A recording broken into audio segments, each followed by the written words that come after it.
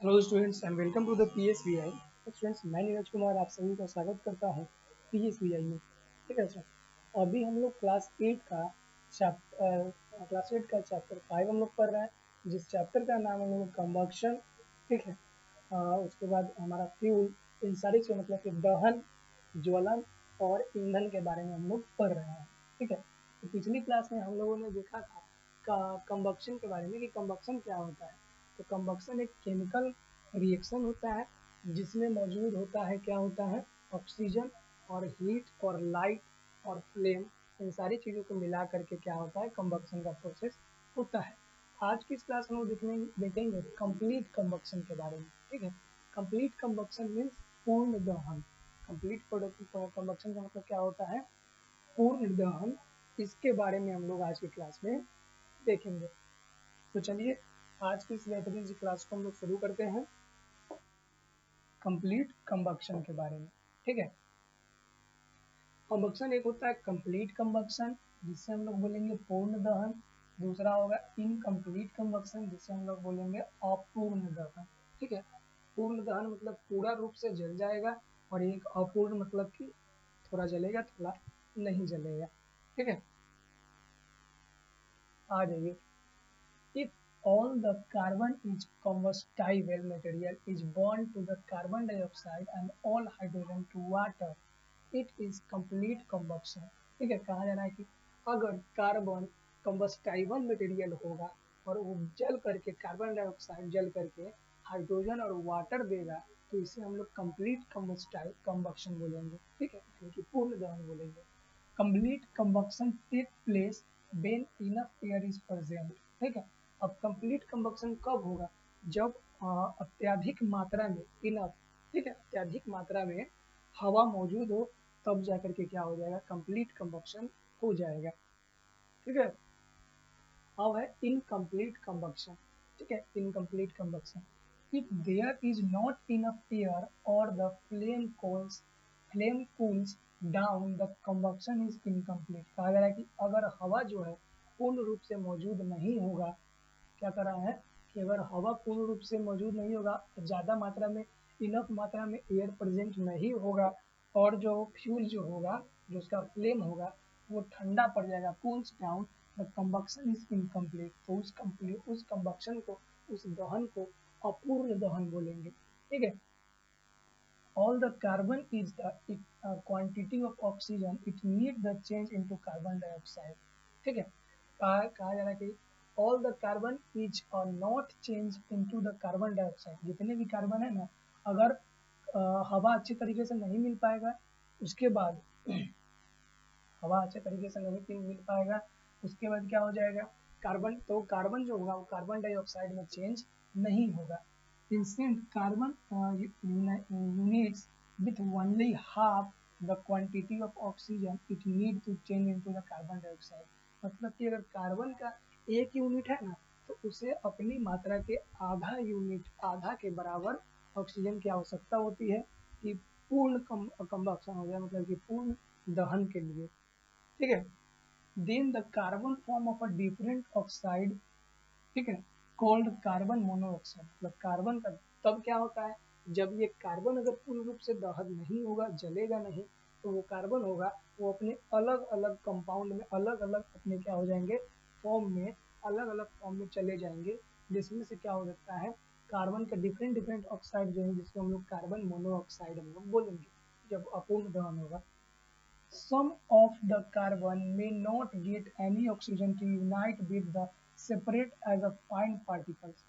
कहा जा रहा है some of the carbon may not get many oxygen to unite with the and separate as a fine particles। These unburned particles of carbon appear as a soot, then unburned carbon appear as a soot। There is always some incomplete combustion in the burning of a candle, thereby soot is formed। soot is formed। कहा जा रहा है कि जब मोमबत्ती जलता है तो उसमें भी बहुत सारा अपूर्ण दहन होता है। तो जहाँ पे अपूर्ण दहन होगा वहाँ पे क्या बनेगा, सोट बनेगा।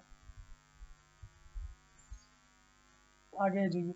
ऑब्जर्व हम लोग को करना है, light a candle and hold a cool glass. क्या करना है हम लोग को, देखना है कि ये जो ऑब्जर्व करेंगे जो इनकम्प्लीट और कंप्लीट कंबक्शन है उसके बारे में हम लोगों को देखना है। Light a candle and hold a cool glass, ठीक है, एक कैंडल को जलाना है और उसके ऊपर में हम लोग को क्या करना है, एक ठंडे ग्लास को लेना है। above the flame, what form on the bottom of glass above the flame, the black powdery material is lamp black of soot is contained of the fine particles of carbon। कहा जा रहा है कि एक मोमबत्ती जलाइए, उसके ऊपर में ठंडे गिलास इस प्रकार से रखिएगा, तो यहाँ पे देखिएगा ना, मतलब इस गिलास का इस बॉटम में तो काले कलर का कुछ पदार्थ जो होगा, डिपॉजिट ऑफ क्या है, सूट, तो इसे ही हम लोग क्या बोलते हैं, सूट बोलते हैं, ठीक है।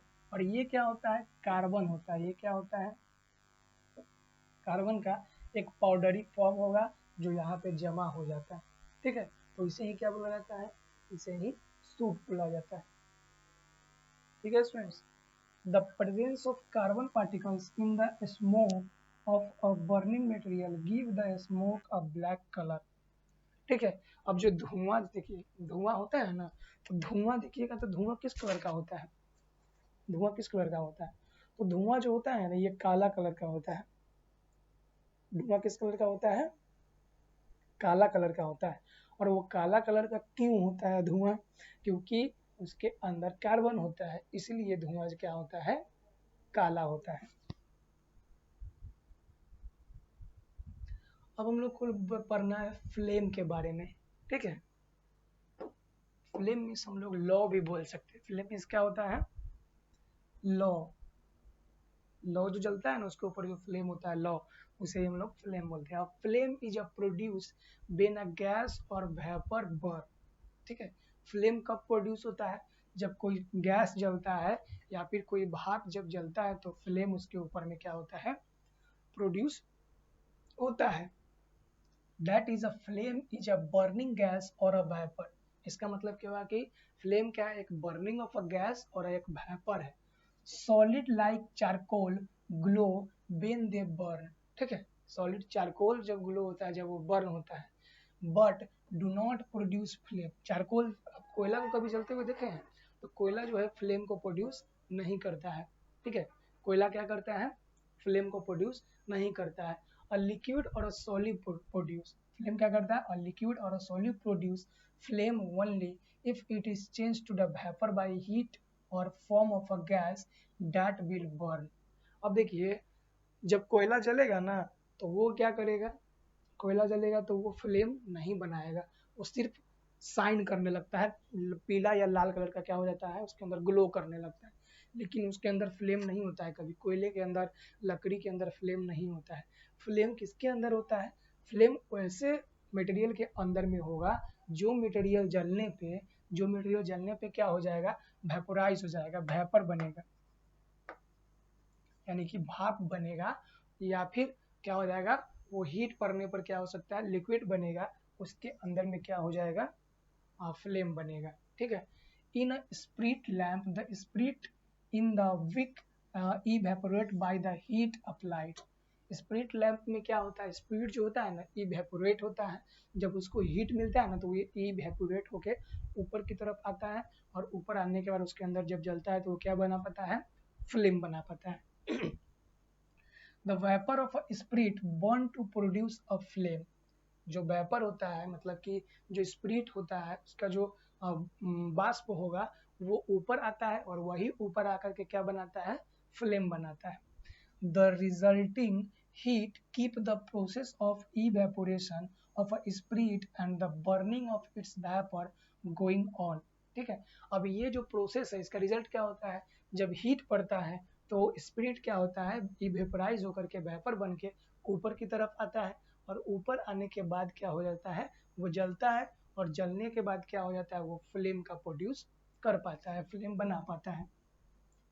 Some solid substance such as sulfur, wax, etc. change to the vapor after melting by the applied heat and the vapor burn to produce a flame। कहा जा रहा है कि कुछ सॉलिड, कुछ ठोस भी होते हैं ना, वो भी क्या करते हैं, कुछ सॉलिड यानी कुछ ठोस जो होते हैं ना वो भी फ्लेम को प्रोड्यूस करते हैं, जैसे कि मोमबत्ती, कैंडल, ठीक है। कैंडल जलता है तो वो क्या होता है, वेपोराइज होकर के ऊपर आता है और वो फ्लेम का निर्माण करता है। फिर ऐसा सल्फर भी क्या होता है, बाष्प बन के ऊपर आता है और फ्लेम यानी कि लौ का निर्माण करता है। Metal like zinc and magnesium also burn with the flame. अब कुछ मेटल से यानी कि धातु भी है जो फ्लेम के साथ में जलती है। वो धातु कौन सी है, मैग्नीशियम है और क्या है, जिंक। मैग्नीशियम को Mg से डिनोट किया जाता है और जिंक को Zn से। तो ये दो सॉलिड है और क्या है, ये मेटल है, सॉलिड है और मेटल है यानी कि धातु है। और ये क्या कर पाता है, सॉलिड ये धातु है और ये क्या कर पाता है, ये फ्लेम के साथ में जलता है। This material change into vapour, ये मटेरियल क्या होता है, वेपर में बदलता है। व्हेन स्ट्रांगली हीटेड, जब इसे बहुत ज़्यादा हीट मतलब मजबूती से इसको हीट प्रदान होता है ना, स्ट्रांगली हीटेड होता है तो ये क्या देता है, ये वेपर देता है, ठीक है। Other metals such as iron and copper do not burn with the flame. अब देखिए इसके अलावा कुछ आयरन हो गया, आयरन मीन्स लोहा हो गया, कॉपर मीन्स क्या होता है, तांबा हो गया, ये सभी फ्लेम के साथ में नहीं जलता है। These metals change into vapor only at a very high temperature, not obtained ordinarily, ठीक है। कहा रहा है कि लोहा, ये सारी जो मेटल है ना, ये मतलब कि साधारण से फ्लेम नहीं देते हैं, ये वेपर में चेंज आसानी से नहीं होते हैं, ये आसानी से प्राप्त भी नहीं होते हैं। It must also be noted that vapour of all substance do not burn. यह चीज़ हम लोग अभी पढ़े हैं तो नोट किए हैं ना कि मतलब जितने भी सब्सटेंस है वो क्या होते हैं, वेपर, सभी सब्सटेंस के बर्न नहीं हो पाते हैं। फॉर एग्जाम्पल वाटर जो होते हैं, वाटर का वेपर बनता है लेकिन वाटर के वेपर में कभी आग लग पाता है, तो नहीं लग पाता है। Water vapour not be burn whatever with temperature, ठीक है।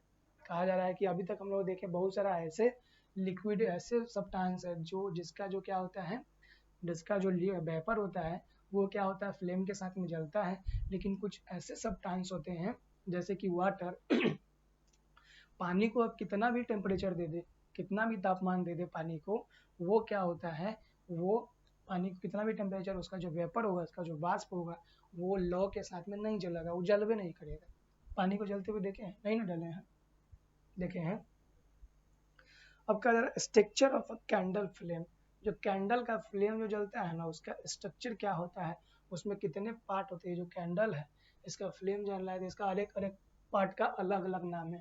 जैसे इसे विक नाम दिया गया है, ब्लू जोन कहा गया है, नियर इनर जोन कहा गया है, ल्यूमिनस जोन कहा गया है, नॉन ल्यूमिनस जोन कहा गया है।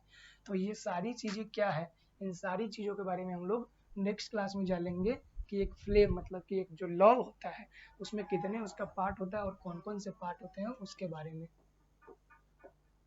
ठीक है। अभी तक हम लोगों ने देखा कंबक्शन हम लोगों ने पढ़ा था, यानी कि दहन के बारे में पढ़ा। अब दहन जो होता है ये दो टाइप का होता है। एक होता है कंप्लीट कंबक्शन, दूसरा होता है इनकम्प्लीट कंबक्शन। इसके बारे में हम लोगों ने पढ़ा।